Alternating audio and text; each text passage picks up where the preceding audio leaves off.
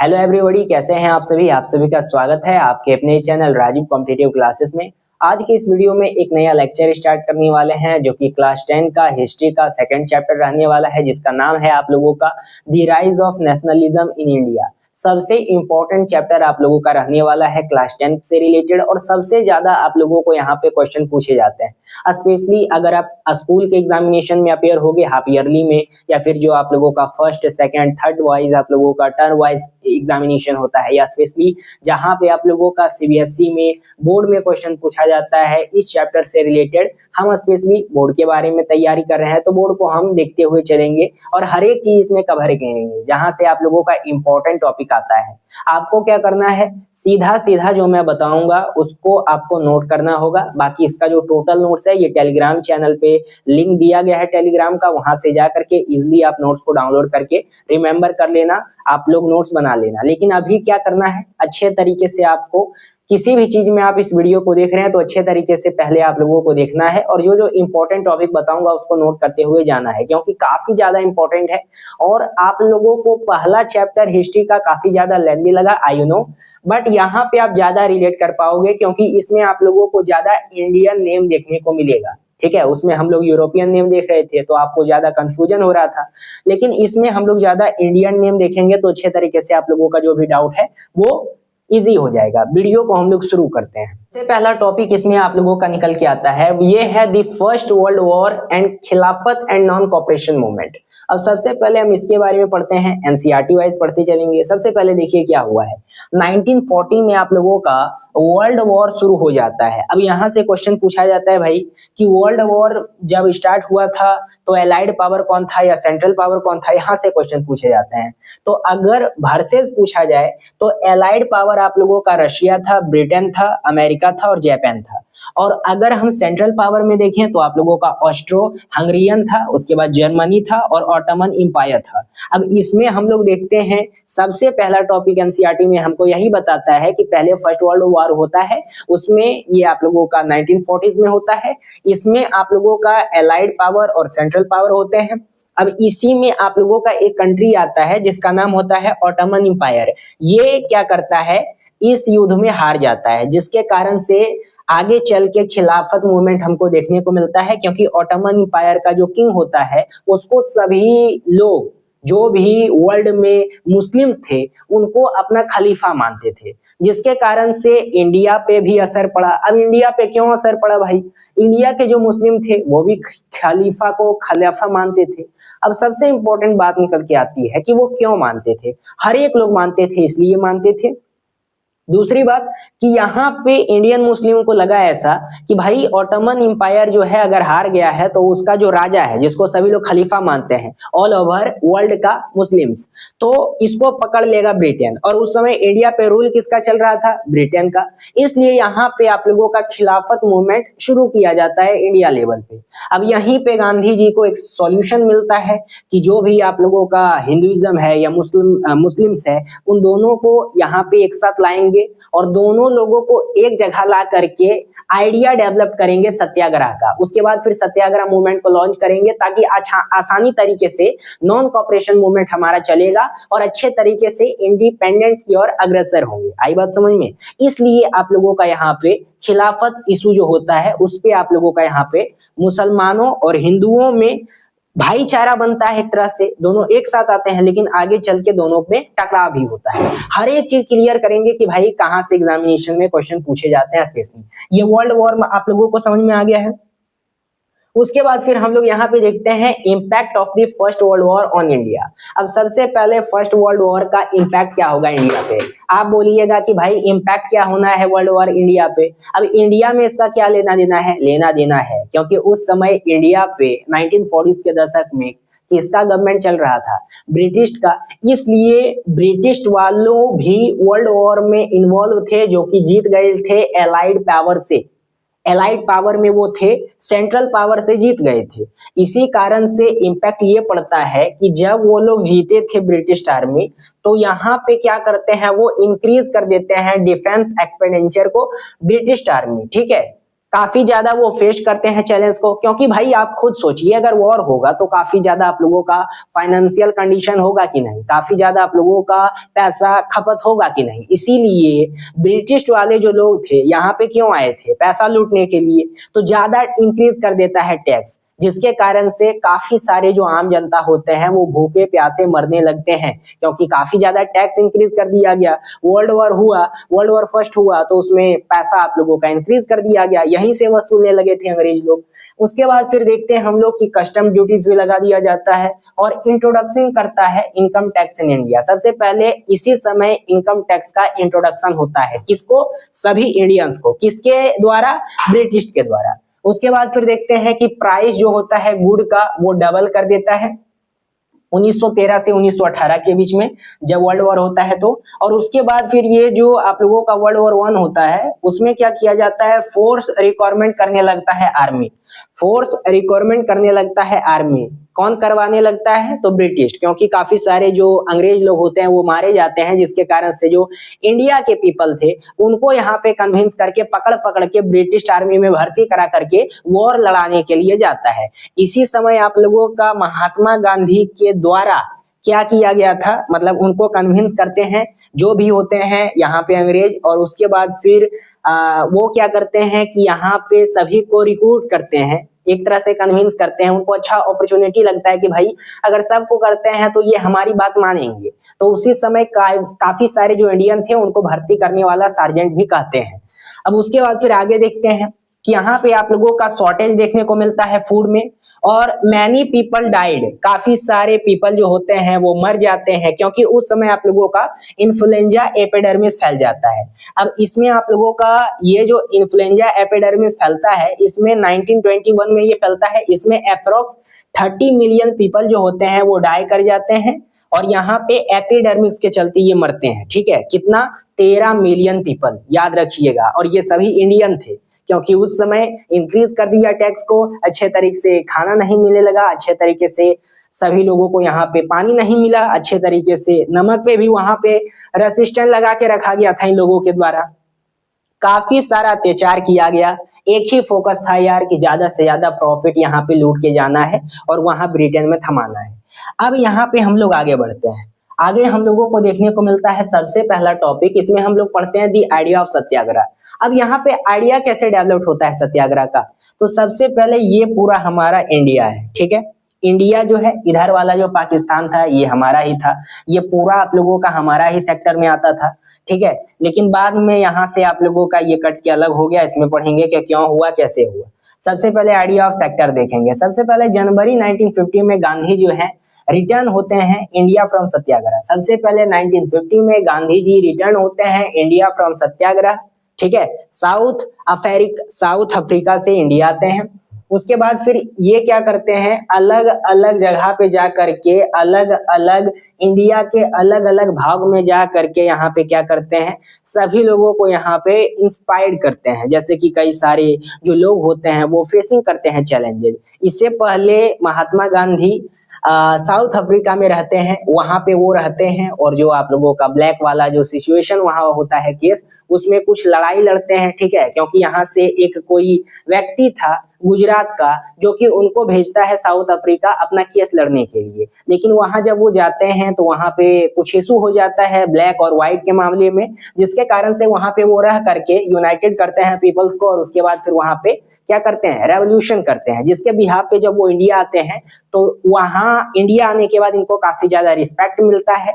उसके बाद फिर ये अलग अलग जगह जा करके क्या करते हैं, अलग अलग लोगों का मदद करते हैं, जैसे कि वर्कर सेक्टर में कर दिया, जैसे कि पीजेंट में कर दिया। तो उसको हम पढ़ते हैं, काफी ज्यादा इंपॉर्टेंट है, याद रखना भाई, कई बार एग्जामिनेशन में पूछा जाता है।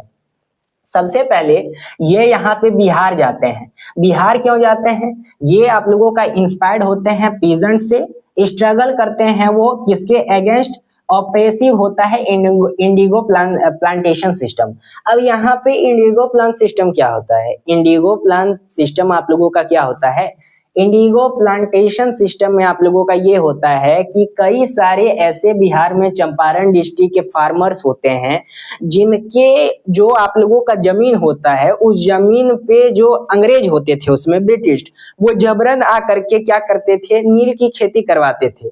ठीक है, जिसके कारण से आप लोगों का कई साल तक उस जमीन पे कोई अन्य फसल नहीं उगाया जा सकता था, यानी क्रॉप को नहीं उगाया जा सकता था, जिसके सॉल्यूशन के लिए महात्मा गांधी वहां जाते हैं। ठीक है, और ये चंपारण बिहार में होता है 1970 में। अगर हिस्ट्री से पूछा जाए कि भाई मैप वर्क कहाँ से आता है, तो इसी से आएगा जो मैं अभी आप लोगों को पोर्शन बता रहा हूँ, तो इसको नोट कर लेना भाई। 1970 में महात्मा गांधी जाते हैं कहाँ पे, बिहार जाते हैं, चंपारण डिस्ट्रिक्ट में। वहां पे 1970 में जाते हैं, सबका हाल चाल जानते हैं और यहीं पे स्ट्रगल करते हैं against the Indigo plantation system. और दूसरी ओर वो कब जाते हैं, 1980s 1970 में ही फिर जाते हैं वो खेड़ा गुजरात। अब खेड़ा गुजरात कहाँ है, यहाँ पे आप लोगों का एक खेड़ा गुजरात है, यहाँ पे वो जाते हैं और ये जाते हैं 1970 में। और वहां पे स्ट्रगल करते हैं किसके लिए, जो पीजेंट्स होते हैं, वो खेड़ा वाले जो पीजेंट्स होते हैं वो यहाँ पे अनेबल होते हैं पे करने के लिए revenue and were demanding relaxations. Kheda Gujarat year 1970, कुछ ज्यादा आप लोगों का टैक्सेस का इशू था, उसका सॉल्यूशन ये जाके देते हैं कहाँ पे, खेड़ा में, कब, 1970 में। और लास्ट ये जाते हैं आप लोगों का यहाँ पे डांडी। अब मतलब ये डांडी नहीं, अहमदाबाद। अहमदाबाद कहाँ है, यहीं पे आप लोगों का अहमदाबाद है गुजरात में। अब यहाँ पे ये कब जाते हैं, 1980s के दशक में ये जाते हैं, 1980s के दशक में जाते हैं अहमदाबाद गुजरात में। अब यहाँ पे ये सत्याग्रह करते हैं। सत्याग्रह किस लिए करते हैं, कॉटन वर्कर के लिए। और ये वर्कर कौन होता है, ये इंडियन वर्कर ही होते हैं। किसके खिलाफ करते हैं भाई, तो ये आप लोगों का यहाँ पे ब्रिटिश वाले के द्वारा नहीं किया जाता है, ब्रिटिश के अगेंस्ट नहीं करते हैं, ये करते हैं किनके खिलाफ, ये करते हैं अपने ही इंडियन जो यहाँ पे वर्कर का मालिक होता है उनके खिलाफ, ऑनर के खिलाफ। क्यों, क्योंकि जो ऑनर होता है ना, उसके द्वारा इन लोगों को अच्छे तरीके से पे नहीं दिया जा रहा था, जिस कारण से यहाँ पे उसके खिलाफ अगेंस्ट होते हैं। और उसके बाद फिर 1/3 यहाँ पे किया जाता है किसके द्वारा, जो वहां के खेड़ा के, मतलब जो अहमदाबाद के मिल वर्कर होते हैं उनको, किसके द्वारा, उनके मालिकों के द्वारा। तो आई बात समझ में कि भाई गांधी जी के द्वारा क्या क्या किया गया। सबसे पहले जब आइडिया ऑफ नेशन डेवलप करा गया, जब वो साउथ अफ्रीका से 1970s में आए, मतलब 1950s में आए, 1960 में वो एक साल रह करके सबको सीखा। उसके बाद सबसे पहले उनको निमंत्रण आता है राजकुमार शुक्ल से, बिहार में चंपारण से, वहां पे इंडिगो प्लांटेशन का मामला होता है। तो वहां पे 1970 में चंपारण डिस्ट्रिक्ट जाकर के भ्रमण करते हैं, वहां पे वो मामला निपटाते हैं। उसके बाद फिर 1970 में खेड़ा से आ जाता है बुलावा, खेड़ा जाते हैं, वहां पे जो इंक्रीज वाला टैक्सेस वाला मामला होता है उसको निपटाते हैं। फिर यहाँ पे कॉटन मिल वर्कर का मामला आ जाता है, मिल वर्कर का, तो वहां पे जाते हैं 1980s के दशक में, वहां पे जाकर के सुलझाते हैं मैटर। तो काफी कुछ यहाँ पे ये समझ जाते हैं कि क्या होता है। अब इसका नेक्स्ट कदम क्या होता है, इनका नेक्स्ट कदम होता है कि मूवमेंट चलाया जाए। अब किस बेस पे मूवमेंट चलाया जाए भाई, तो नॉन कॉपरेशन मूवमेंट हो सकता है, या सिविल डिसोसिएशन मूवमेंट हो सकता है, फिर डांडी मार्च हो सकता है। ये सब उसको हम लोग आगे पढ़ते हैं, काफी ज्यादा इंपॉर्टेंट है, ध्यान से आप लोग समझना। अब यहीं पे देखो दी फ्रेंच, यहाँ पे the first world war and खिलाफत एंड नॉन कॉपरेशन मूवमेंट में ही पढ़ते हैं। सबसे पहले इसमें दी रॉलेट एक्ट आ जाता है। अब रॉलेट एक्ट क्या होता है, ये आप लोगों का 1990s में होता है, यानी 1919 में। आप याद रखना डेट, पूरा डेट याद रखो, 21 अप्रैल 1990 को आप लोगों का यहाँ पे अमृतसर में क्या हो जाता है, मतलब यहाँ पे रॉलेट एक्ट होता है। 21 अप्रैल 1919 को तो अमृतसर में हो जाता है, जिसको हम लोग इंसिडेंट मानते हैं, क्या, जलियांवाला बाग। लेकिन यहाँ पे रॉलेट एक्ट क्यों होता है, सो समझिए। सबसे पहले 1990s में रॉलेट एक्ट होता है क्योंकि यहाँ पे एक आप लोगों का इम्परल लेजिस्लेटिव काउंसिल पास कर दिया जाता है रॉलेट एक्ट के नाम से। और ये जो एक्ट होता है, ये आप लोगों का जो पावर होता है वो गवर्नमेंट को पूरा सौंपता है। यानी कि अच्छे तरीके से एग्जाम्पल के तहत आप समझिए कि अगर कोई एक्टिविस्ट है, अगर वो रेवोल्यूशन करता पकड़ा जाता है, तो उसको किसी भी प्रकार का नहीं दिया जाएगा कंपेनियन, उनको डायरेक्ट पकड़ करके जेल में बंद कर दिया जाएगा। ठीक है, इनको क्या किया जाएगा, विदाउट एनी ट्रायल उनको 2 साल के लिए जेल में पकड़ के डाल दिया जाएगा अगर वो रेवोल्यूशन करते पकड़े जाते हैं तो। अब यहाँ पे भाई नेपोलियन वाला बात आ गया, मतलब कंजर्वेटिज्म वाला बात आ गया, वही आ गया ना कि यहाँ पे आप पॉलिटिकल फ्रीडम नहीं दे रहे हैं। एक तो हमारे ही देश में आकर के राज कर रहे हो और हमें पॉलिटिकल फ्रीडम नहीं दे रहे हो, इसीलिए यहाँ के जनता के द्वारा इसको नो अपील, नो वकील और नो दलील का कानून कहा गया, यानी लॉ कहा गया, और इसको नाम दिया गया ब्लैक लॉ। ठीक है, तो इसी में रॉलेट एक्ट जब 1990s में होता है तो रॉलेट एक्ट के लिए सत्याग्रह लॉन्च किया जाता है गांधी जी के द्वारा। ये आप लोगों का स्टार्ट किया जाता है अलग अलग नेशन वाइज, जैसे कि आप लोगों का शॉप क्लोज कर दिया जाता है। ठीक है, जो भी आप लोगों का दुकान होता है शटर बंद कर दिया जाता है। फिर आप लोगों का जो वर्कर्स होते हैं वो स्ट्राइक में निकल जाते हैं। रैलीज होती है काफी बड़ी बड़ी कि ये जो होता है मूवमेंट इसको बंद करो बंद करो। ठीक है, इसी में काफी ज्यादा आप लोगों का इंसिडेंट भी देखने को मिलता है। इतना आई बात समझ में कि रॉलेट एक्ट क्या था। रॉलेट एक्ट 1990s के दशक में हुआ था। किनके नेतृत्व में हुआ था? महात्मा गांधी के नेतृत्व में हुआ था। कब हुआ था? जब ये लागू कर दिया गया था तब।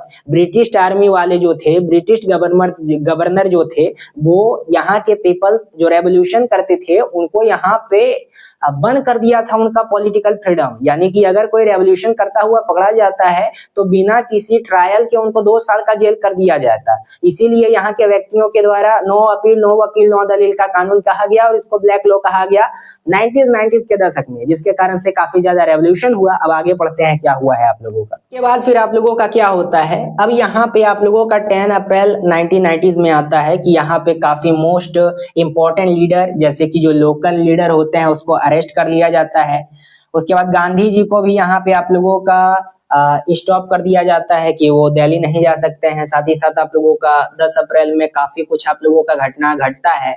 अब 10 अप्रैल 1990 में क्या होता है, अमृतसर में मार्शल लॉ लगा दिया जाता है। अब मार्शल लॉ क्यों लगाता है सो समझाता हूँ। सबसे पहले देखिए एनसीईआरटी में आप लोगों का ये 2 नाम नहीं दिया गया है, लेकिन आप ओवरव्यू में पढ़ना चाहते हैं तो याद रख लेना डॉक्टर सत्यपाल और डॉक्टर किचलू। ये दोनों ऐसे व्यक्ति होते हैं जो कि मोस्ट इंपॉर्टेंट लीडर होते हैं जिसको पकड़ करके बंद कर दिया जाता है मार्शल लॉ के तहत। इसी कारण से यहाँ पे 90s में जब अमृतसर में मार्शल लॉ लगा था बैसाखी के बारे में। अब देखिए यहाँ पे 10 अप्रैल को तो ये घटना घटा सभी पीपल्स के द्वारा, लेकिन सबसे इंपॉर्टेंट बैसाखी वाला दिन आता है। एक बैसाखी पर्व होता है, डे होता है पंजाब में। अब वहीं पे अमृतसर में आप लोगों का क्या होता है 90s में कि आप लोगों का यहाँ पे कई सारे जो पीपल्स थे वो एक जगह इकट्ठा हुए थे। बूढ़े थे, बच्चे थे, लड़की थी, लड़का थे, महिलाएं थे, पुरुष थे, सभी लोग वहां पे मौजूद थे कि हमको बैसाखी का डे मनाना है। कहाँ पे? अमृतसर वाला जलियांवाला बाग में। अब वहीं पे क्या होता है, इस कमान का जो आप लोगों का सुपरिटेंडेंट होता है वो जनरल डायर होता है। वो इंटर होता है और बिना किसी आदेश के मतलब वो एक्सेल कर देता है, क्योंकि यहाँ पे जो पीपल आए थे बैसाखी वाले वो लोगों को नहीं पता था कि मार्शल लॉ लगा है, पहली बात। दूसरी बात कि ये जो अंग्रेज थे ये सोचे कि ये लोग जो हैं वो प्रोटेस्ट करने के लिए आए हैं कि हम यहाँ पे जो लीडर्स हैं जैसे कि डॉक्टर सत्यपाल या डॉक्टर किचलू उसके लिए ये आए हैं। इसलिए वो अंग्रेज के द्वारा क्या किया जाता है, हर एक गेट को बंद कर दिया जाता है सबसे पहले, और जनरल ओ डायर के द्वारा अंधाधुंध फायरिंग करवा दिया जाता है, जिसके कारण से कई बेकसूर मासूम लोग मारे जाते हैं इस लॉ के तहत, यानी मार्शल लॉ। उसके बाद फिर आप लोगों का क्या होता है, काफी ज्यादा रेवोल्यूशन छिड़ जाता है, उग्र हो जाते हैं सभी पीपल्स। और जो नॉर्थ इंडियन टाउन होता है उसके बाद वो लोग क्या करते हैं, श्रिंक करते हैं और पुलिस पे अटैक कर देते हैं, गवर्नमेंट बिल्डिंग को तोड़ फोड़ देते हैं, और इसमें एक यहाँ पे चौरी चौरा इंसिडेंट घट जाता है। अब चौरी चौरा इंसिडेंट क्या है उसको आगे पढ़ते हैं, सो समझिए। मैं पहले आप लोगों को नहीं बताऊंगा, आगे बताऊंगा। अब देखिए चौरी चौरा तो आगे है, मैं ऐसे ही एक्सप्लेन कर देता हूँ। देखिए सबसे पहले रेवोल्यूशन हुआ रॉलेट एक्ट में। यहाँ पे कई सारे बेकसूर मासूम लोगों को मारा गया जो कि 100 से भी ज्यादा थे। इसी कारण से रेवोल्यूशन काफी ज्यादा उग्र हो गया, जिसके कारण से चौरी चौरा इंसिडेंट आप लोगों का घट जाता है। चौरी चौरा इंसिडेंट जो होता है ये उत्तर प्रदेश का गोरखपुर में होता है, ठीक है, 90s में। वहां पे कई सारे पीपल जाते हैं, एक थाना में, पुलिस स्टेशन में, यानी ब्रिटिश आर्मी का पुलिस स्टेशन में आग लगा देते हैं, उसमें 22 गोरे मारे जाते हैं, जिसके कारण से आप लोगों का यहाँ पे महात्मा गांधी नहीं चाहते थे कि नॉन वायलेंस मतलब वायलेंस हो, वो नॉन वायलेंस के प्रति ज्यादा यहाँ पे थे, इसलिए मूवमेंट को बंद कर देते हैं। अब यहीं से आप लोगों का सबसे इंपॉर्टेंट टॉपिक स्टार्ट होता है कि यहाँ पे किस प्रकार से जो मुस्लिम्स थे उनको यहाँ पे ऑर्गेनाइज करा गया, वो तो आप लोगों का कहानी थम जाता है, बाद में इसको बंद करा जाता है। अब यहाँ पे बीच में ये मूवमेंट आता है, वो आप कहानी साइड में रखिए। कहाँ तक? रेवोल्यूशन। किसका रेवोल्यूशन? रॉलेट का। अब यहाँ से आप लोगों का स्टार्ट होता है कि मैंने जैसे कि बताया, अलाइंड पावर था, सेंट्रल पावर था, अलाइंड पावर जीत गया, सेंट्रल पावर हार गया, लेकिन ब्रिटेन किसमें था? अलाइंड पावर में था, अलाइंड पावर में। इसी कारण से आप लोगों का यहाँ पे, और यहाँ पे सेंट्रल पावर में तो आप लोगों का ऑटोमन एम्पायर आ जाता था, और ऑटोमन एम्पायर का जो आप लोगों का खलीफा था वो आप लोगों का यहाँ पे दी खलीफा था, जो कि स्पिरिचुअल हेड थे इस्लामिक वर्ल्ड के। सभी वर्ल्ड के मुसलमान उनको एक स्पिरिचुअल तरीके से ट्रीट करते थे कि ये जो हैं ये हमारे यहाँ पे एक तरह से लीडर हैं, ठीक है। और उसके बाद फिर क्या किया जाता है, यहीं पे मौका मिलता है। मौका क्या मिलता है? नॉन कॉपरेशन मूवमेंट का। यहीं पे मौका मिलता है, बोला जाता है कि भाई महात्मा गांधी जी को कि सभी लोग ऑर्गेनाइजेशन अपना आए, इकट्ठा करें, मुसलमानों को भी एक तरफ लाओ, हिंदुओं को भी एक तरफ लाओ, सभी दोनों एक साथ मिलो और उसके बाद रेवोल्यूशन छेड़ दो। इससे अच्छा मौका नहीं मिलेगा। इसी कारण से आप लोगों का सितंबर 1920 में कलकत्ता का एक सीजन होता है, और उसके बाद फिर नॉन कॉपरेशन मूवमेंट पे एग्री किया जाता है। अब नॉन कॉपरेशन मूवमेंट पे एग्री किया जाएगा तो यहाँ पे कांग्रेस वाले जो हैं उनको भी एग्री किया जाएगा, ठीक है। अब यहाँ पे कांग्रेस वाले हैं, ये कांग्रेस जो है ये 1885 में A.O. ह्यूम के द्वारा बनाया गया था, ताकि जो इंडियन पीपल थे, इंडिया वाले, उनका बात सुना जाए ब्रिटिश के द्वारा। ये आज का कांग्रेस के बारे में नहीं समझिएगा, वो जो कांग्रेस था वो अलग था, उसमें कई सारे लीडर आते थे। बाद में नेहरू जी के द्वारा इसको क्या किया गया, एडॉप्ट कर लिया गया as a Indian National Congress. अब यहाँ पे आप लोगों का सितंबर 1920 में कलकत्ता का सीजन होता है। उस समय आप लोगों का कलकत्ता सीजन में देखने को मिलता है कि कांग्रेस जो है वो सितंबर 1920 में गांधी जो है वो कन्विंस करते हैं किनको, जो भी यहाँ पे लीडर्स होते हैं, अदर लीडर। कौन से अदर लीडर? कांग्रेस वाले। अब इसमें आप लोगों का बताया जाता है कि भाई नॉन कॉपरेशन मूवमेंट को लॉन्च करना है, तो सभी लोगों को कन्विंस करा जाता है, तो सभी लोग मान भी जाते हैं क्योंकि सभी लोग रिस्पेक्ट देते थे। उसके बाद फिर आप लोगों का क्या होता है, अब यहाँ पे क्वेश्चन एराइज होता है, व्हाई नॉन कॉपरेशन मूवमेंट? क्यों नॉन कॉपरेशन मूवमेंट भाई? नॉन कॉपरेशन मूवमेंट यानी असहयोग आंदोलन। अब यहाँ पे याद रखो 99 में यानी 1909 में गांधी जी क्या करते हैं, फेमस बुक लिखते हैं हिंद स्वराज को। अब यहाँ से क्वेश्चन एराइज होता है भाई, ये 1 मार्क का क्वेश्चन पूछा जाएगा कि महात्मा गांधी के द्वारा कौन सा बुक लिखा गया जिसके तहत बताया गया कि हमको ब्रिटिश के द्वारा ना ही ज्यादा यहाँ पे क्या रहना चाहिए, ना ज्यादा हम लोगों को यहाँ पे कॉपरेट करना चाहिए जैसे अब तक करते आए हैं, तो वो हिंद स्वराज में लिखा गया था। अब गांधी जी एक फेमस बुक लिखते हैं हिंद स्वराज, इसमें वो बताते हैं कि हम लोग ब्रिटिश के रूल क्यों है, पता है? ब्रिटिश रूल के अंडर, क्योंकि हम लोग अभी तक सबसे ज्यादा ब्रिटिश के साथ कॉपरेट कर रहे हैं, यानी कॉपरेशन कर रहे हैं। इसीलिए वो बोलते हैं कि सभी इंडियंस को क्या करना चाहिए, कॉपरेट करना बंद कर देना चाहिए। किसके साथ? ब्रिटिश के साथ। आई बात समझ में? उसके बाद फिर आप लोगों का 2 पॉइंट इंपॉर्टेंट है, इसको ध्यान पूर्वक समझिएगा। इसमें काफी सारे मेंबर होते हैं कांग्रेस वाले जो कि बायकॉट करने लगते हैं, काउंसिल इलेक्शन आ जाता है उस समय। अब देखिए यहाँ पे एक आप लोगों का मैटर स्टार्ट हो जाता है। कांग्रेस वाले जो लीडर होते हैं वो महात्मा गांधी से यहाँ पे डिसअपॉइंटेड हो जाते हैं। क्यों? वो एग्रीमेंट क्यों नहीं देते हैं? इसलिए नहीं देते हैं क्योंकि उस समय आप लोगों का आने वाला था कौंसिल इलेक्शंस, जिसको वो बायकॉट करना चाहते नहीं थे।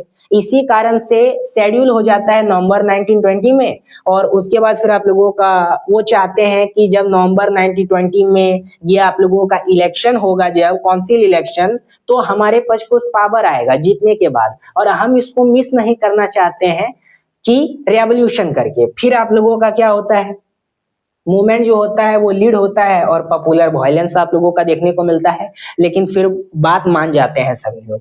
अब यहाँ पे दिसंबर 1920 में नागपुर में कांग्रेस का एक और सीजन होता है।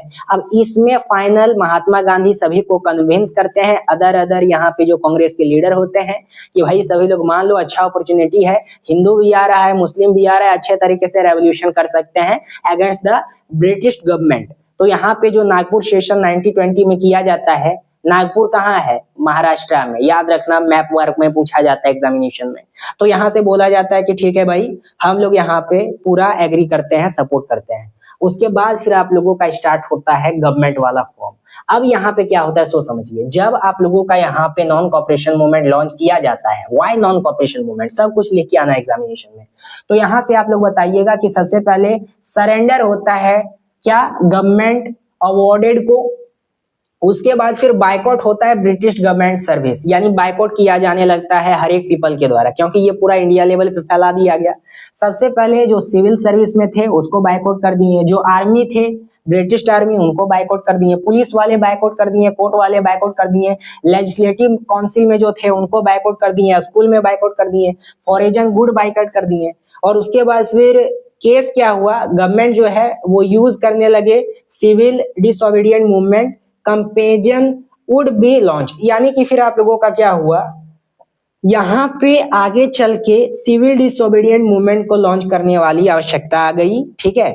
और ये सविनय अवज्ञा आंदोलन है जिसको हम लोग आगे पढ़ते हैं, लेकिन यहाँ तक आप लोगों का बात ठंडा जाता है। अब कैसे ठंडा जाता है सो समझिए, यहाँ तो बात तो अच्छी थी ना कि भाई हम लोग यहाँ पे अच्छे तरीके से नॉन कॉपरेशन मूवमेंट को लॉन्च किए, ठीक है, हर एक पीपल इसमें जुड़े, जो भी वो नौकरी कर रहे थे ब्रिटिश गवर्नमेंट के लिए उसको बायकॉट कर रही है। लेकिन यहीं पे मामला आ जाता है आप लोगों का रेवोल्यूशन वाला, कि यहाँ पे नॉन वायलेंस क्रिएट हो जाता है। 22 लोगों को जिंदा जला दिया जाता है गोरखपुर वाला, गोरे लोगों को पुलिस स्टेशन में, जिसके कारण से महात्मा गांधी डिसअपॉइंटेड हो जाते हैं। और उसके बाद वो कहते हैं कि हमको नॉन वायलेंस के तहत नहीं चलना है, मतलब वायलेंस के तहत नहीं चलना है, हमको नॉन वायलेंस के तहत ही काम करना है, जिसके कारण से वो इसको खत्म कर देते हैं ये ऑपरेशन। और उसके बाद एक और नया मूवमेंट को लॉन्च करते हैं। आई बात समझ में? और यहाँ पे एक और आप लोगों का सिचुएशन क्रिएट हो जाता है, ये हो जाता है कि धीरे धीरे जो पीपल होते हैं ना, वो यहाँ पे देखते हैं कि भाई काफी ज्यादा हम लोगों का यहाँ पे जो उसको मैं आगे बताऊंगा तो अच्छे तरीके से समझ में आएगा। सबसे पहले देखो दी मूवमेंट इन दी टाउन। अब नॉन कॉपरेशन मूवमेंट जो है वो टाउन में किस प्रकार से चला। सबसे पहले ये जो मूवमेंट है वो स्टार्ट किया गया, मिडिल क्लास वाले काफी सारे पार्टिसिपेट किए थे सिटीज में। अब अगर टाउन में बात करें तो टाउन में कौन रहता है? मिडिल क्लास वाले रहते हैं, जो कि ना ही ज्यादा रिच होते हैं ना ही ज्यादा पुअर होते हैं, मध्यवर्गीय होते हैं। तो इनके द्वारा सबसे पहले स्टार्ट मतलब ज्वाइन किए थे ये टाउन में। अब यहाँ पे क्या होता है, बहुत सारे जो स्टूडेंट होते हैं वो निकल जाते हैं गवर्नमेंट स्कूल से, कॉलेज से। उसके बाद फिर जो टीचर होते हैं या हेडमास्टर होते हैं वो रिजाइन कर देते हैं। लॉयर जो होते हैं वो यहाँ पे अपना जो लीगल प्रैक्टिस है उसको बंद कर देते हैं। उसके बाद जो काउंसिल इलेक्शन होता है उसको भी बायकॉट कर दिया जाता है सभी यहाँ पे लीडर्स के द्वारा। फिर आप लोगों का लिकर शॉप को भी बंद कर दिया जाता है, एक तरह से दारू को नहीं खरीदा जाता है। उसके बाद फिर फॉरेन गुड जो होता है उसको भी बायकॉट किया जाने लगता है, जो ब्रिटिश से कपड़ा बन के आता था। उसके बाद फिर फॉरेन क्लॉथ को काफी ज्यादा जला दिया जाता है, ठीक है, क्योंकि काफी ज्यादा फायदा भी होता था। अब इसी कारण से आगे वाला आप लोगों का सिचुएशन क्रिएट होता है कि अब क्या है भाई, अब जब टाउन में आप लोगों का मिडिल क्लास के द्वारा हर एक इंडिया लेवल पे सभी लोगों के द्वारा इस प्रकार से किया जा रहा है, पहली बात वो अपना नौकरी छोड़ दिए हैं, दूसरी बात कि उनके पास कुछ पहनने का नहीं है, तीसरी बात कि वो हर एक चीज बायकॉट कर दिए हैं। तो रिजल्ट क्या निकल के आया नॉन कॉपरेशन मूवमेंट का? अब इस मूवमेंट का आप लोगों का रिजल्ट निकल के आया टाउन में कि जो मिडिल क्लास वाले पार्टिसिपेट किए थे सिटीज में, तो इसका रिजल्ट निकल के आया कि जो आप लोगों का इंपोर्ट था फॉरेन क्लॉथ का बिटवीन 1920 टू 1922 102 करोड़ से लेकर के 57 करोड़ का यहाँ पे आप लोगों का नुकसान हुआ था, ठीक है। और उसके बाद फिर आप लोगों का यहाँ पे in many places merchant trader जो हैं वो यहाँ पे फॉरेन गुड्स को काफी ज्यादा करने लगे थे। और बायकॉट मूवमेंट अब यहाँ पे क्या होता है सो समझिए। सबसे पहले बायकॉट जो मूवमेंट चलाया गया था वो आप लोगों का बूस्ट कर जाता है इंडियन टेक्सटाइल और यहाँ पे हैंडलूम प्रोडक्शन, यानी हैंड से भी उस समय आप लोगों का प्रोडक्शन किया जाता था, ठीक है, चरखा टाइप से, क्योंकि मशीनें तो उस समय थी नहीं, अफोर्ड नहीं कर सकते थे। लेकिन ब्रिटिश वाले थे, उनका कपड़ा आसानी तरीके से मिल जाता था, सस्ता भी होता था, और यहाँ पे जो खादी तरीके से बनाया जाता था वो महंगा होता था, इसलिए काफी सारे जो पुअर पीपल थे या मिडिल क्लास वाले थे वो लोग उसको अफोर्ड नहीं कर सकते थे। उनका फाइनेंशियल कंडीशन काफी ज्यादा बुरा था, ठीक है, क्योंकि वो नौकरी भी छोड़ दिए हैं। इसी कारण से फिर धीरे धीरे क्या होता है, सभी ये जो मूवमेंट है ये स्थिर पड़ जाता है, और उसके बाद सभी लोग फिर से अपना अपना रीजन दे करके अपना जो गवर्नमेंट जॉब था उसको पकड़ लेते हैं, जो स्टूडेंट स्कूल छोड़े थे उसको पकड़ लेते हैं, जो क्लॉथ उसको बायकॉट किए थे उसको खरीदने लगते हैं, जो यहाँ पे लीकर को बायकॉट किए थे फिर से उसको करने लगते हैं, ठीक है। हर एक चीज फिर से बदल जाता है, पहले ऐसा ही सिचुएशन आप लोगों का हो जाता है। फिर ये मूवमेंट आप लोगों का टाउन में कैसे देखने को मिला वो हमने सिटीज में देखा, मिडिल क्लास में। अब टाउन में, अब यहाँ पे कुछ इंपॉर्टेंट है, सो समझिए। टाउन में, सिटीज और टाउन, अब यहाँ पे सबसे इंपॉर्टेंट है क्वेश्चन, यहाँ से ये एराइज होता है कि भाई ये जो मूवमेंट है, ये जो मूवमेंट है आप लोगों का, ये सिटीज में क्यों आप लोगों का स्लो हुआ। तो क्यों हुआ सिटीज में स्लो, यहाँ पे टोटल बता दिया गया है। मैं पहले ही बता चुका हूँ कि उसको अफोर्डेबल नहीं था, वो मिल क्लॉथ में बनाया जाता था इंडिया वाला, वो वहां से आता था, उसको अफोर्ड नहीं कर पाते थे। फाइनेंशियल कंडीशन उस समय की बुरी थी सभी पीपल्स का, इसी कारण से सभी जो स्टूडेंट थे वो यहाँ पे जा करके इंस्टीट्यूशंस में, गवर्नमेंट में जा करके फिर से ज्वाइन कर लिए। जो यहाँ पे लॉयर थे, टीचर थे, डॉक्टर थे, सभी लोग फिर से जा करके जॉब अपना पकड़ लिए ताकि अच्छे तरीके से गुजारा चल सके। लॉयर जो था वो also join back work in government court. तो ये सब याद रखना, 3 पॉइंट है, काफी ज्यादा क्वेश्चन में पूछा जाता है। आगे हम लोग बढ़ते हैं भाई, आगे हम लोगों को दूसरा टॉपिक देखने को मिलता है। अब इसको में different students with the movement में हम पढ़ते हैं। सबसे पहले हम लोग देखते हैं कि rebellion in the country side में क्या हुआ था। अब कंट्री साइड में किस प्रकार से मामला था, इसका मतलब क्या होता है भाई, टाउन में देखा, सिटी में देखा, अब कंट्री साइड यानी होता है क्या, रूरल एरिया में आप लोगों का किस प्रकार से ये मूवमेंट को चलाया जा रहा था। तो यहाँ पे सबसे पहला नाम निकल के आता है पीजेंट मूवमेंट ऑफ अवध। अब यहाँ पे पीजेंट मूवमेंट ऑफ अवध से कम तो 5 मार्क्स का या 3 मार्क का क्वेश्चन पक्का है और 1 मार्क का एमसीक्यू, इसको भाई एकदम छोड़ना मत। पीजेंट मूवमेंट ऑफ अवध, इसमें एक तरफ पीजेंट आते हैं, दूसरे तरफ यहाँ पे लैंड लॉर्ड्स आते हैं और तुलकदार आते हैं।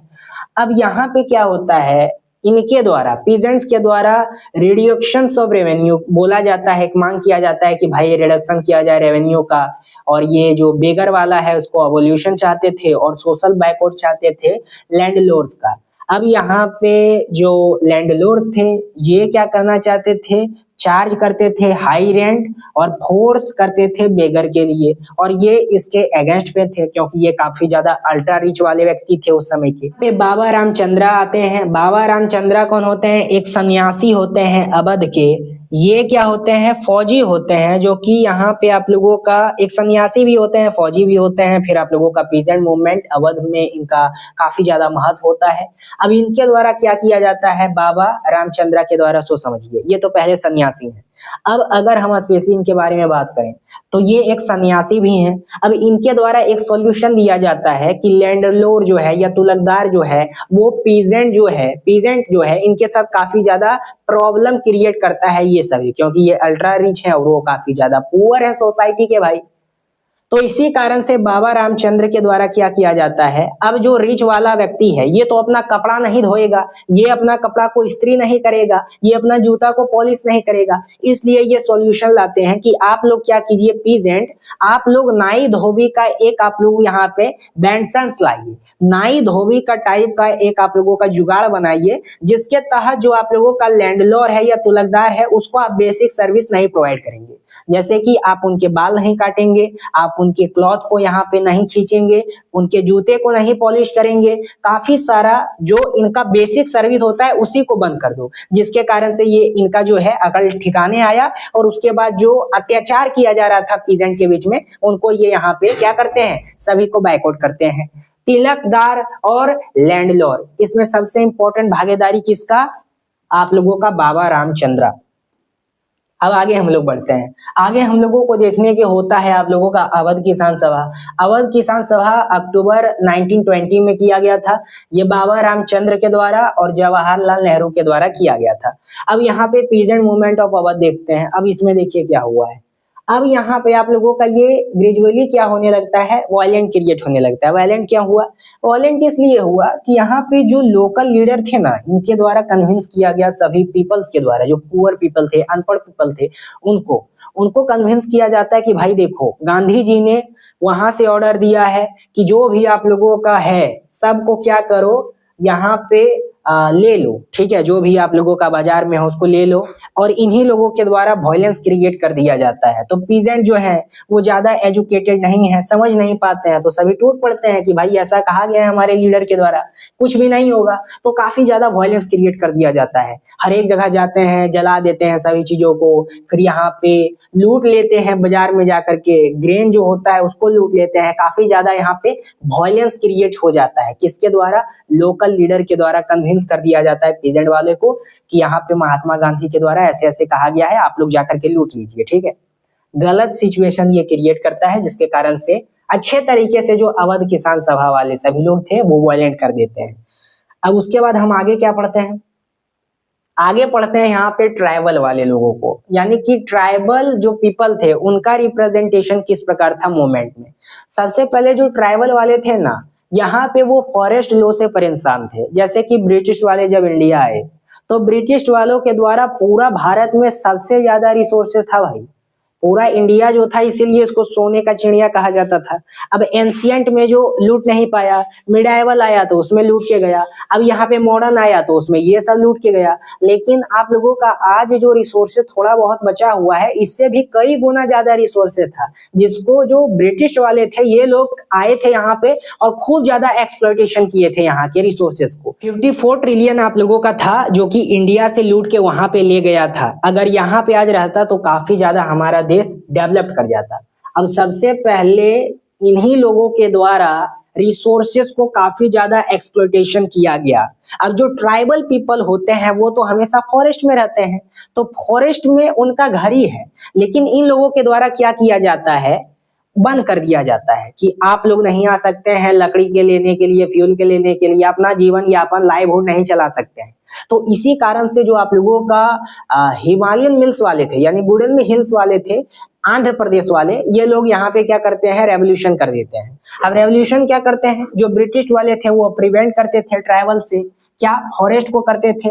इसीलिए जो फॉरेस्ट जो आप लोगों का ट्राइबल पीपल थे वो कुछ नहीं करते थे, जंगल में जाते थे, कलेक्ट करते थे कुछ अपना वुड को, यानी कि लकड़ियों को, ताकि वो अपना लाइवहुड, अपना जीवन यापन अच्छे तरीके से चला सके, खाना वगैरह पकाने के लिए। अब इसी में एक व्यक्ति का नाम उभर के आता है जो सबसे ज्यादा इंपॉर्टेंट है, याद रख लेना, अलूरी सीताराम राजू। अब इनके द्वारा क्या किया जाता है, सो देखिए, इनके द्वारा सबसे पहले एक बात क्लेम किया जाता है कि ये जो है, इनके पास एक स्पेशल पावर है जो भगवान के द्वारा दिया गया है, ये बहुत ज्यादा शक्तिशाली है, ठीक है, भगवान के अवतार है, इनको गोली नहीं लग सकता, पहली बात।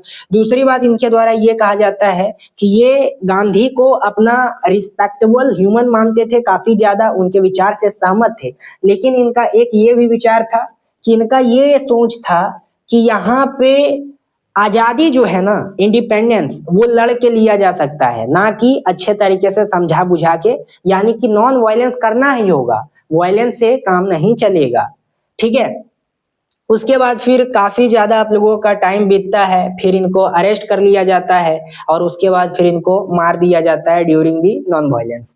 उसके बाद फिर ब्रिटिश गवर्नमेंट के द्वारा। उसके बाद फिर आप लोग देखिएगा ट्रैवल का क्या था।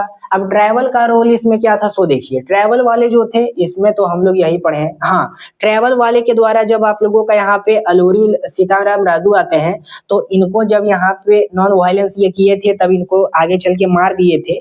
लेकिन जब आप लोगों का ये मूवमेंट 1920 में हुआ था, during the time non cooperation movement, और राजू जो है ये यहाँ पे अरेस्ट हो जाते हैं 1924 में, और उसके बाद फिर इनको मार दिया जाता है। लेकिन तब तक ये फोल्क हीरो बन चुके थे ट्राइबल पीपल्स के बीच में, अरुणाचल प्रदेश वाला, मतलब आंध्र प्रदेश वाला। इसी कारण से उनपे एक मूवी भी आई है।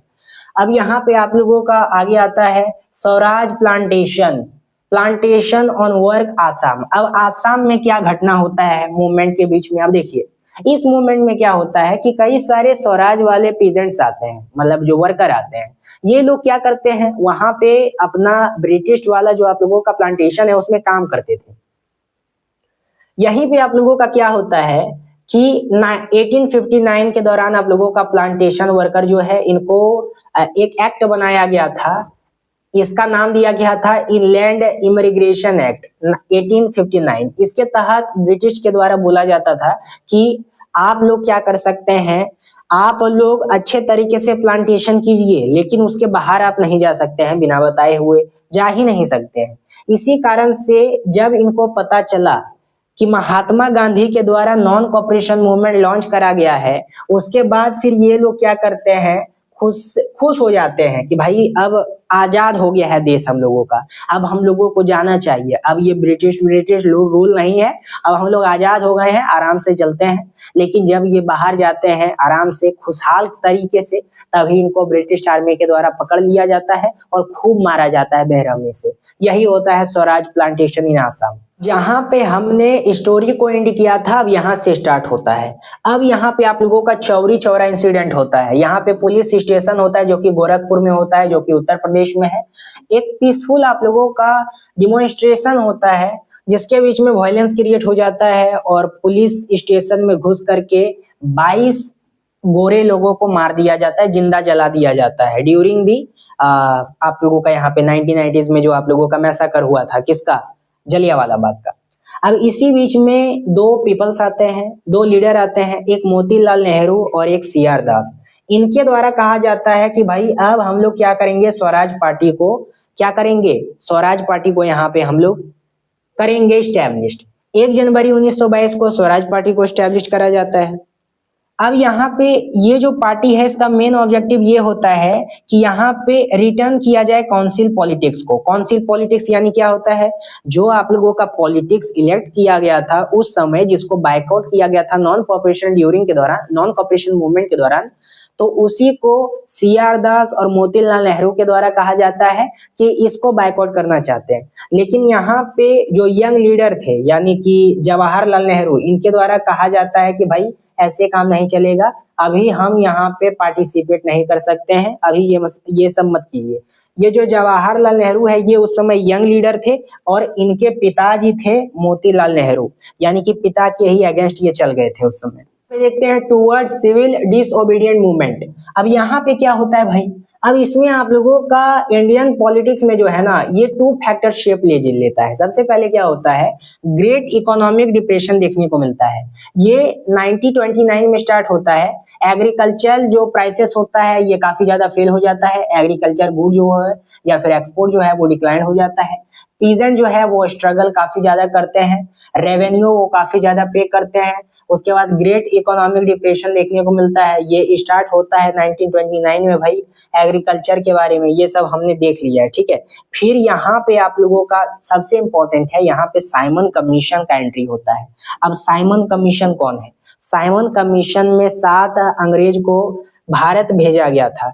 अब ये जो साइमन कमीशन वाले थे ये चाहते थे कि एक हम लोग यहाँ पे कॉन्स्टिट्यूशन फॉर्म करें इंडिया के लिए, कि फ्यूचर कॉन्स्टिट्यूशन किस प्रकार से इंडिया का रहेगा जिसमें हम मदद कर सके। क्योंकि वो दौर आ गया था जिस समय दुनिया भर का प्रेशर बनाने लगा गया कि अब आप लोगों का अच्छे तरीके से हर एक कंट्री चलाया जाएगा, कोई भी किसी पे शासन नहीं करेगा। क्योंकि उस समय आप लोगों का यहाँ पे एटम बम का भी आविष्कार होने लगा था ऑन द टाइम पीरियड। उसके बाद फिर आप लोगों का साइमन कमीशन का ऑब्जेक्टिव ये था कि वो रिव्यू करे इंडियन कॉन्स्टिट्यूशनल सिस्टम को और उसके बाद फिर कुछ प्रपोज करे, चेंज करे। और इसके जो नेतृत्व में आए थे, इनके जो हेड आए थे सर जॉन साइमन आए थे। 1928 में साइमन कमीशन इंडिया जब आए थे तो काफी सारे जो मुस्लिम्स थे या फिर काफी सारे जो हिंदूज थे, इन लोगों के द्वारा काफी ज्यादा प्रोटेस्ट करा गया, Simon go back, Simon go back, Simon go back. अब ऐसा क्यों करा गया, क्योंकि इसमें कोई भी इंडियन नहीं था सबसे पहले, और इसमें 7 पीपल थे। 7 पीपल कौन थे, सब यहाँ पे अंग्रेज थे। अब यहाँ पे क्या होता है, अब यहाँ पे जो सर जॉन साइमन थे यानी लॉर्ड इरविन थे, साइमन तो अपना चला गया, ठीक है, क्योंकि यहाँ पे कुछ काम नहीं हुआ, तो लॉर्ड इरविन उस समय का आप लोगों का वायसराय थे। इनके द्वारा आप लोगों का कहा जाता है कि सभी पीपल्स को, यानी कि जो लीडर्स थे उस समय के यंग लीडर, उनको ऑफर दिया जाता है कि भाई दो यहाँ पे हम यहाँ पे ऑफर दे सकते हैं। सबसे पहले दिया जाता है कि एक वेज ऑफिस जो है उसको डोमिन स्टेटस दिया जा सकता है इंडिया को फ्यूचर में, और उसके बाद फिर राउंड टेबल कॉन्फ्रेंस करना होगा फ्यूचर कॉन्स्टिट्यूशन कैसा होगा उसका डिस्कस करने के लिए। लेकिन जवाहरलाल नेहरू और सुभाष चंद्र बोस के द्वारा कह दिया जाता है कि हमें पूर्ण स्वराज चाहिए, हमको कोई भी एक्सेप्ट मंजूर नहीं है। लोगों का लाहौर कांग्रेस सीजन होता है 1929 में, यानी 1929 में।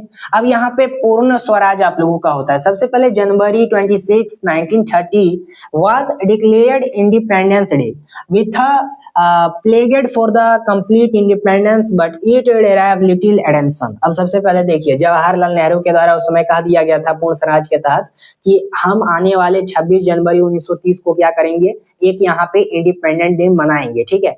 और उसके बाद फिर आप लोगों का सेल्ट मार्च स्टार्ट हो जाता है, salt march and the civil disobedient movement. अब ये क्या होता है, सेल्ट मार्च जो है इसको कंपोज किया जाता है और इसमें काफी सारे लोग पार्टिसिपेट भी करते हैं, जैसे कि रिच पीपल, पुअर पीपल। उसके बाद ये काफी ज्यादा हाई आप लोगों का टैक्सेस इसमें लिया जाता था सेल्ट के बेस पे, इसीलिए कॉलोनिकल जो गवर्नमेंट होती है उसके द्वारा टैक्स काफी ज्यादा लिया जाता था।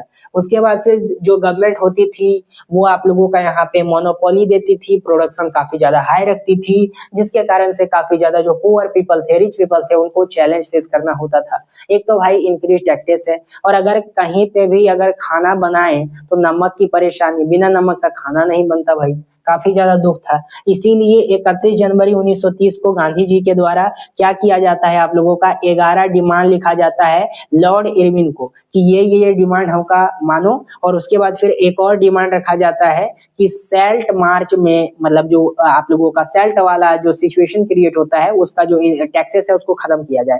लेकिन यहाँ पे जो लॉर्ड इरविन होता है ये सभी डिमांड को रिजेक्ट कर देता है, नहीं मानता है। इस कारण से सिविल डिसोबीडिएंट का कंपेनियन हो जाता है और फिर आप लोगों का सेल्ट मार्च यानी दांडी यात्रा और सिविल डिसोबीडिएंट मूवमेंट को स्टार्ट कर दिया जाता है।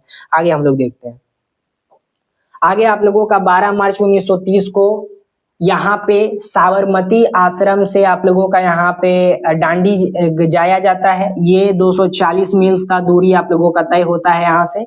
इसमें गांधी जी के 79 वॉलेंटियर जाते हैं जो कि ट्रस्टी होते हैं। और उसके बाद फिर ये जो वॉलेंटियर होते हैं ये 24 डे वॉक करते हैं और 10 माइल एक डे चलते हैं, यानी एक दिन चलते हैं, क्योंकि उस समय ज्यादा गाड़ी वाड़ी की व्यवस्था नहीं थी और कम से कम 78 व्यक्ति गए थे, तो थोड़ा सा आराम का भी आवश्यकता था, इसलिए एक दिन में काफी नहीं 10 माइल चलते थे।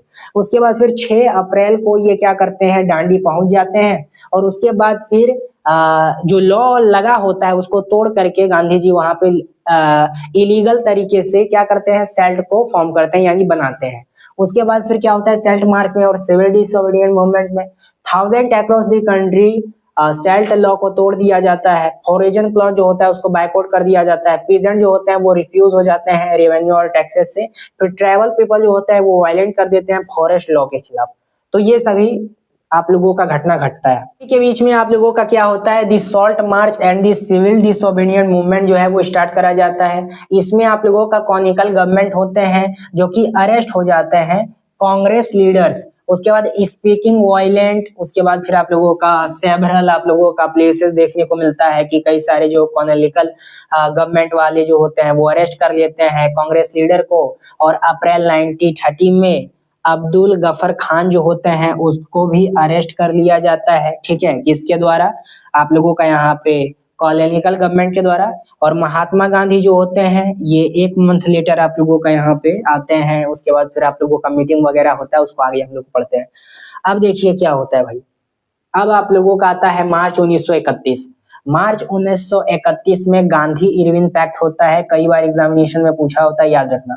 अब गांधी इरविन पैक्ट से क्या होता है, इसमें आप लोगों का गांधी जो होते हैं ये यहाँ पे राउंड टेबल कॉन्फ्रेंस के लिए लंदन जाते हैं, ठीक है, एज अ पार्टिसिपेशन। जैसे कि इरविन के द्वारा कहा गया था कि पार्टिसिपेट करना होगा, कम से कम एक राउंड में आप आइए, इसलिए यहाँ पे उनके द्वारा जाया जाता है।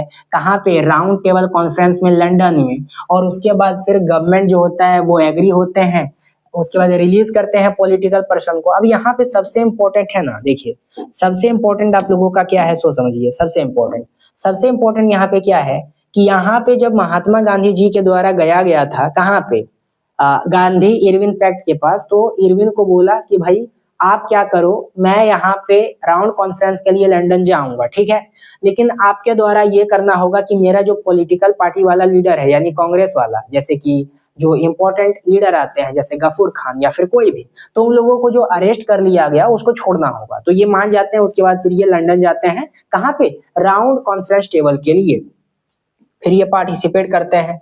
तो इनका मूवमेंट से क्या लेना देना होता है पार्टिसिपेशन में, जैसे कि आप लोगों का रिच प्रेजेंट होता है।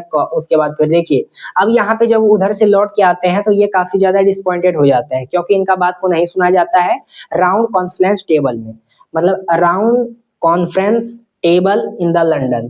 उसके बाद फिर जो रिच पीजेंट होते हैं, उसके बाद फिर आप लोगों का कॉमर्शियल क्रॉप ये उगाते थे रिच पीजेंट, तो यहाँ पे ये गुजरात वाले होते हैं और जाट होते हैं उत्तर प्रदेश वाले।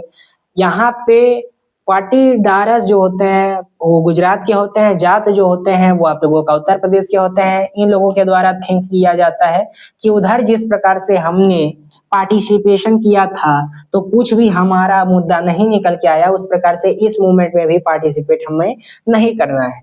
इसलिए आप लोगों का काफी ज्यादा यहाँ पे डिफरेंशन देखने को मिला प्लेसेस में, मेकिंग में। उसके बाद आगे पढ़ते हैं कि आगे आप लोगों का क्या सिचुएशन क्रिएट हुआ। अब यहाँ पे समझिए इसमें आप लोगों का 3 केसेस घटता है सिविल डिसोबीडिएंट मूवमेंट के दौरान। जैसे कि जो रिच पीजेंट होते हैं वो बिकम हो जाते हैं, इंथोसेस्टिक सपोर्टर्स हो जाते हैं सिविल डिसोबीडिएंट मूवमेंट के।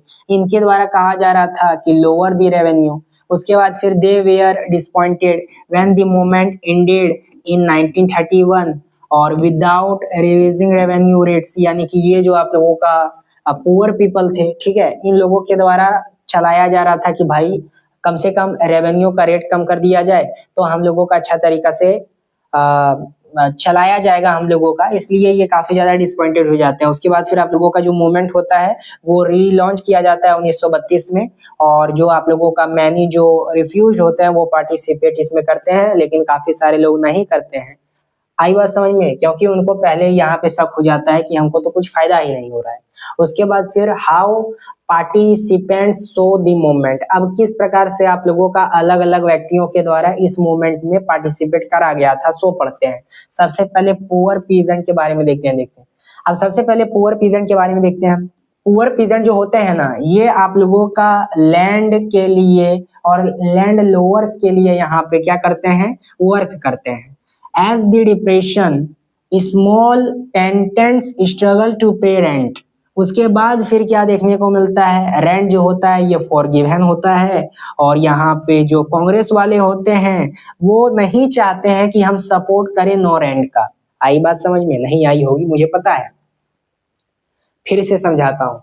जैसे कि सबसे पहले जब यहाँ पे पार्टिसिपेशन किया जाने लगा अलग अलग ग्रुप के द्वारा सिविल डिसोबीडिएंट मूवमेंट के द्वारा, तो उस समय जो पुअर पीजेंट थे ना, इनके द्वारा कहा जा रहा था कि भाई जो हम लोगों का लो रेट है उसको लो कर दो यार, रेवेन्यू को। लेकिन यहाँ पे जो कांग्रेस वाला था वो नहीं कर रहा था। क्यों नहीं कर रहा था? क्योंकि वो यहाँ पे नहीं चाहता था कि जो यहाँ पे बड़े बड़े इंडस्ट्रियल वाले आए हैं या फिर बड़े बड़े जो पीजेंट्स आए हैं वो लोगों को, मतलब जो बड़े बड़े यहाँ पे लैंडलॉर्ड आए हैं वो लोग भी इसमें पार्टिसिपेट किए हैं, और उसको ये डिसअपॉइंटेड नहीं करना चाहते क्योंकि वो सपोर्ट कर रहे थे एज द मीडियम ऑफ पैसा के रूप में, ठीक है। इसीलिए अवॉइड करते हैं काफी ज्यादा, इसलिए काफी ज्यादा अपसेटिंग देखने को मिलता है as a companion rich peasant और लैंडलॉर्ड्स के बीच में। उसके बाद फिर हम लोग आगे बढ़ते हैं भाई। आगे आप लोगों का आता है बिजनेस क्लास। अब बिजनेस क्लास में वो आते हैं जो कि मर्चेंट इंडस्ट्रियल होते हैं। अब इनके द्वारा क्या करा जाता है, सो देखिए यहाँ पे ये चाहते हैं कि प्रोटेक्शन हो, क्या हो, इंपोर्टेंट फॉरेन गुड्स का प्रोटेक्शन हो, ताकि इंडिया वालों का प्रोडक्शन वाला जो गुड्स है वो ज्यादा बिके as compare to other country. Support आते हैं वो यहाँ पे सपोर्ट करते हैं GD Birla civil disobedient movement के दौरान। और एक और व्यक्ति का नाम आता है यहाँ पे देखिएगा, एक आता है आप लोगों का जीडी बिरला और एक और व्यक्ति का नाम आता है यहाँ पे, उनका नाम आगे आप लोगों को शो करेगा। इन दोनों के द्वारा क्या किया गया था आप लोगों का, इसमें काफी ज्यादा भागीदारी दिया गया था क्योंकि ये काफी बड़े वहां पे उस समय के सबसे बड़े आदमी ये हुआ करते थे। एज अ इंडस्ट्रियल और बिजनेसमैन, और इसी कारण से ये कांग्रेस वाले चाहते थे कि हम इनको अपसेट ना करें, इसीलिए पीजेंट जो थे, गरीब लोग, उनकी बात को नहीं सुना गया। उसके बाद फिर हम लोग आगे देखते हैं। अब यहाँ पे हम लोग देखते हैं इंडस्ट्रियल वर्कर। अब इसमें कौन आता है? अब यहाँ पे ये चाहते हैं कि हम पार्टिसिपेट ना करें सिविल डिसोबीडिएंट मूवमेंट में। इसमें लार्ज मेंबर होता है एक्सेप्ट इन दी कांग्रेस नागपुर सेशन। अब सबसे पहले जो नागपुर सेशन वाले होते हैं ना, नागपुर रीजन वाले, ये लोग क्या करते हैं, इस पार्टिसिपेशन करते हैं, किसमें पार्टिसिपेशन करते हैं? सिविल डिसोबीडिएंट मूवमेंट में। लेकिन बाकी जो यहाँ पे इंडस्ट्रियल वर्कर होते हैं, इन लोगों के द्वारा नहीं इसमें सपोर्ट किया जाता है। क्यों नहीं किया जाता है? क्योंकि ये जानते हैं कि इंडस्ट्रियल के खिलाफ कुछ भी कांग्रेस वाले करेंगे नहीं, इसलिए पार्टिसिपेट करने से क्या फायदा। और जो यहाँ पे नागपुर वाले किए थे, उनका भी ये डिमांड था कि हायर वेजेज हो और आप लोगों का बेटर वर्किंग कंडीशन हो। बट यहाँ पे कांग्रेस वाले इनको भी इग्नोर कर देते हैं, इनके डिमांड को, क्योंकि ये अप सेटिंग नहीं करना चाहते हैं इंडस्ट्रियल लोगों को, जो कि सिविल डिसोबीडिएंट मूवमेंट में जिनका पार्टिसिपेशन ज्यादा है, जैसे कि जीडी वेल्ड्रा वाले व्यक्तियों के लिए। फिर आप लोगों का अब सबसे इंपॉर्टेंट है भाई, वर्कर के बारे में नहीं पूछेगा अगर सीबीएसई में, अगर पुअर पीजेंट के बारे में नहीं पूछेगा, बड़ा इंडस्ट्रियल के बारे में नहीं पूछेगा, तो वुमेन के बारे में तो पूछेगा। अब यहाँ पे वुमेन की उस समय क्या स्थिति थी, उस समय वुमेन क्या कर रही थी, पार्टिसिपेशन उनका कैसा था, सो देखिए। वुमेन का पार्टिसिपेशन जो है वो लार्ज नंबर में हुआ था सिविल डिसओबीडिएंट मूवमेंट में। और during the Dandi march thousand of women join too, Gandhi ji के लिए यहाँ पे ज्वाइन करते हैं बहुत सारी वुमेन, और गांधी जी के साथ दांडी जाते हैं, प्रोटेस्ट करते हैं। उसके बाद फिर मैन्युफैक्चरिंग करते हैं, किसका? नमक बनाने का। और कई सारे इसी के लिए कई सारी महिलाएं जेल जाती हैं।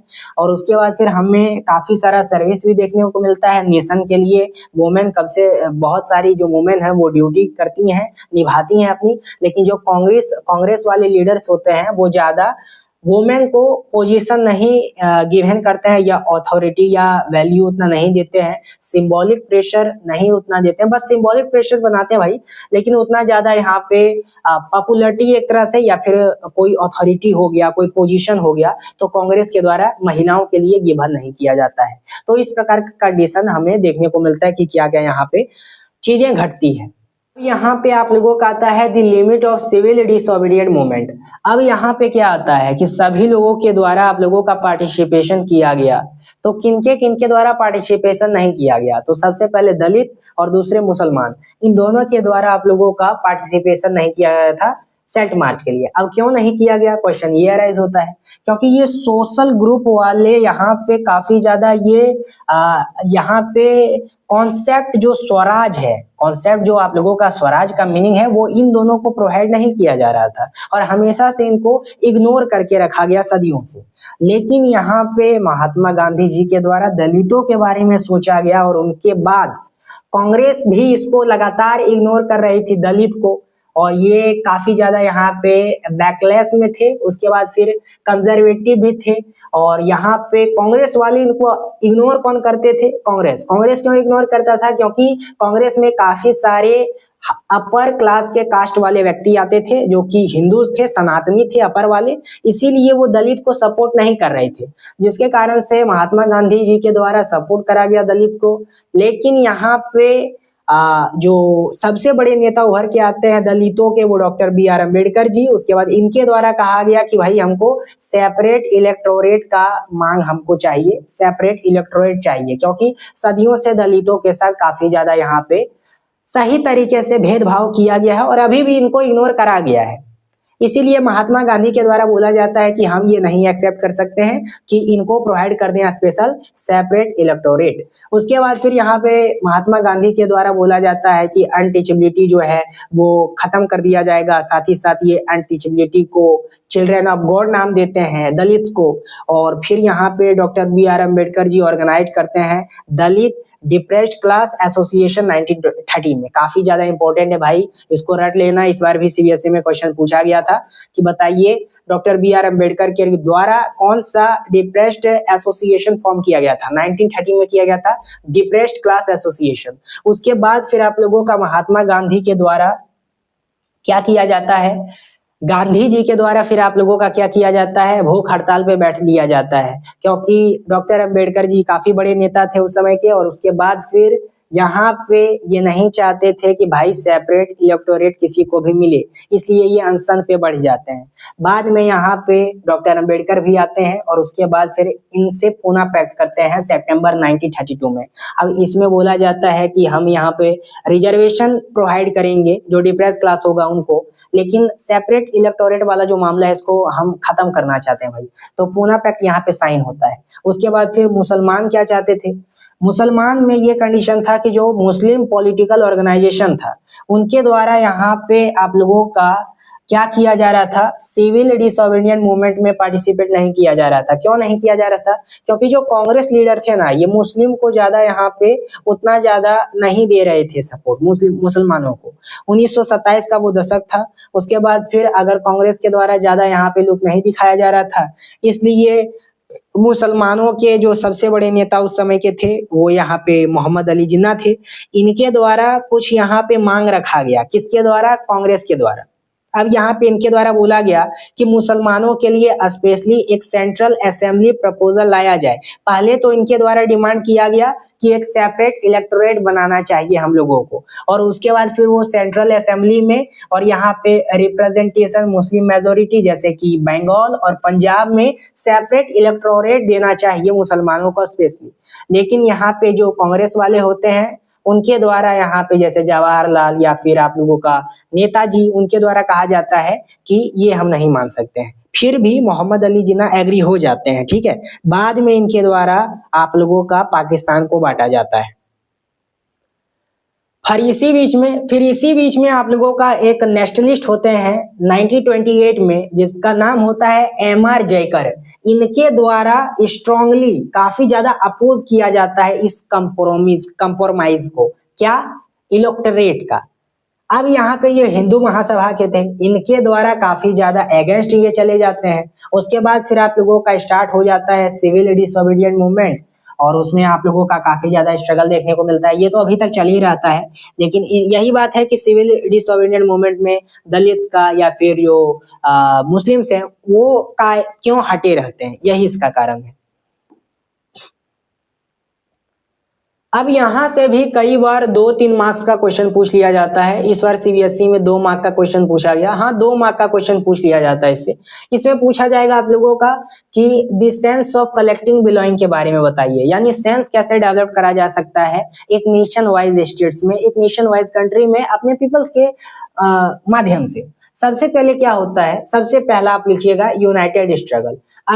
अगर सेंट आप लोगों का सेंस कलेक्टिव बिलोइंग अगर जगाना है तो हमको यूनाइटेड होना होगा। इसके लिए काफी ज्यादा यूनाइटेड पीपल की जरूरत होगी, काफी ज्यादा हम लोगों को फ्री कंट्री चाहिए, काफी ज्यादा उनके अंदर ऐसा भावना है, ऐसा फीलिंग जगाना चाहिए कि भाई कुछ करना है देश के लिए, ठीक है। उसके बाद फिर कल्चरल प्रोसेस के थ्रू भी आप इसको जगा सकते हैं, जैसे कि जो पीपल हैं वो रिलेट कर सकते हैं culture through the folk story, through the folk song, through the regional language. इसी कारण से 2 यहाँ पे आते हैं। सबसे पहले एक हैं, दूसरे रविन्द्रनाथ टैगोर आते हैं। इनके द्वारा क्या करा जाता है, जैसे कि नेशनल एंथम लिखा जाता है, जन गण मन। उसके बाद फिर आगे हम लोग फिगर एंड इमेज के बारे में देखते हैं। तो फिगर इमेज 18-19 सेंचुरी में आर्टिस्ट जो है उसको रिप्रेजेंट करते हैं थ्रू दी एल्गोरिथम, और 20th सेंचुरी में हम बंकिम चंद्र चट्टोपाध्याय, इनको हम बंकिम चंद्र चटर्जी भी कह सकते हैं, इनके द्वारा क्रिएट किया जाता है भारत माता का तस्वीर, जो कि और इसके साथ ये रोड करते हैं वंदे मातरम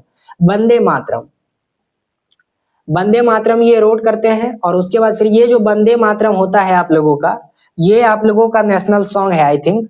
और उसके बाद फिर बंकिम चंद्र चटर्जी के द्वारा यहाँ पे आप लोगों का इनके बुक में आनंद मठ में ये सॉन्ग का जिक्र किया गया। और इसमें आप लोगों का एल्गोरिथम वाइज क्या होता है कि जैसे कि अगर हमको कोई भी नेशन में कलेक्टिव नेशन हमको फैलाना है, यानी कि सेंस बिलोइंग हमको टच करवाना है इंडिपेंडेंस के लिए, एक भावना, एक फीलिंग यार जगाना है, तो उसके लिए हमको अलग अलग फिगर बनाना होगा। जैसे कि फ्रांस में मरेनिया बनाया गया था ना, उसके बाद जर्मन में आप लोगों का जर्मेनिया, उसी प्रकार से इंडिया में भारत माता। उसके बाद में यहाँ पे वंदे मातरम को आप लोगों का स्वदेश मूवमेंट में बंगाल के लिए एज अ बंगाली लैंग्वेज में आप लोगों का यहाँ पे बजाया गया था स्वदेशी मूवमेंट के दौरान। उसके बाद फिर हम लोग देखते हैं सिंबल एंड फ्लैग। अब यहाँ पे कोई भी कलेक्टिंग बिलोइंग जगाना है तो फ्लैग के माध्यम से जगा सकते हैं। उसी प्रकार से during the time nationalism in India में काफी प्रकार का आप लोगों का फ्लैग को इंट्रोड्यूस करा गया, ताकि सभी पीपल्स के बीच में अच्छे तरीके से भावना पैदा हो नेशनलिज्म के प्रति। जैसे कि फ्लैग में आप लोगों का 4-5 फूल बना दिया गया ऊपर में लोटस का। उसके बाद अलग अलग तरीके से अलग अलग रंग वाइज दे दिया गया। काफी बार झंडा को अदला बदली किया गया। लास्ट में फिर महात्मा गांधी का कॉन्सेप्ट आया, उनके द्वारा चरखा लगा दिया गया बीच में। बाद में जब आप लोगों का कॉन्स्टिट्यूशन फॉर्म हुआ तो उस समय स्पेशली जो आज का हम फ्लैग देखते हैं उसको एडॉप्ट किया गया। तो काफी ज्यादा जो हम लोगों का फ्लैग होता है ना, वो भी आप लोगों का नेशनल फीलिंग जगाने के लिए महत्व देता है भाई। उसके बाद फिर आप लोगों का क्या किया गया, अब यहाँ पे देखिए हिस्ट्री में अंग्रेज है गोरा, ये तो सबसे पहले आया यहाँ पे, छल कपट से यहाँ पे आ गया। हमेशा से इंडिया का जो मूल निवासी था वो भोला था। कोई भी आया आराम तरीके से उसको गुलाम बना करके चल गया, क्योंकि ये भोले थे। इसी कारण से ये यहाँ पे आए थे और सभी को बताए कि भाई देखो इंडिया में ये बुराई है, तुम लोग वो लायक ही नहीं हो कि इम्प्रूव कर सकते हो। हम ही इतने बड़े लायक अगर हैं कि हम हर एक चीज कर सकते हैं। तो इंडिया में ही सबसे पहला आप लोगों का यहाँ पे मोहनजोदड़ो या फिर आप लोगों का जो भी है सब कुछ आप लोगों का यहाँ पे खनन हुआ, हड़प्पा खनन हुआ सबसे पुराना। क्योंकि इनके द्वारा पहले बोला जाता था कि अलग अलग जो है वो आप लोगों का सिविलाइजेशन है। तो पहले से जो यहाँ के पीपल्स थे उनको एजुकेशन प्रोवाइड किया गया, कल्चर के बेस पे, फ्लैग के बेस में, नेशनलिज्म की फीलिंग, नेशनलिज्म की भावना फैलाई गई। तब यहाँ पे आप लोगों का एक सेंस डेवलप्ड हुआ कि हाँ भाई ऐसा हुआ है तो हमारा इंडिया एंशियंट टाइम से ही काफी बढ़िया है। और उसके बाद फिर आप लोगों का एंशियंट टाइम से ही काफी बढ़िया है, जो कि मैंने बता दिया। आर्ट में बढ़िया है, एग्रीकल्चर में बढ़िया है, रिलीजन में बढ़िया है, कल्चर में बढ़िया है। बस ये अंग्रेजों के द्वारा अलग अलग तरीके से बता दिया जाता था। तो आज का टॉपिक हम लोगों का खत्म होता है। कैसा लगा आज का वीडियो कमेंट के माध्यम से जरूर बताइएगा। आई नो ये काफी ज्यादा लेंथी चैप्टर है, बाकी आपके एग्जामिनेशन के व्यू से काफी ज्यादा इंपॉर्टेंट है भाई। 5-10 मार्क यहीं से बन जाएंगे आप लोगों का, चाहे वो एमसीक्यू में पूछ लिया जाए, चाहे केस बेस्ड में पूछ लिया जाए, चाहे आप लोगों का यहाँ पे शॉर्ट में पूछ लिया जाए, या 3 या 2 मार्क्स में पूछ लिया जाए। तो अच्छे तरीके से लेक्चर को अगर आपने एंड तक वॉच किया है तो आपको सिंपल नोट्स का लिंक दे दिया गया है, नोट्स को एक्सेस कर लीजिए, वहां से आप लोग जा करके ले लीजिएगा, ठीक है। और उसको पूरा आप लोग रिमेम्बर कर लीजिएगा, और जहां पे समझ में ना आए वीडियो खोल करके देख सकते हैं। फिर मिलेंगे, जय हिंद।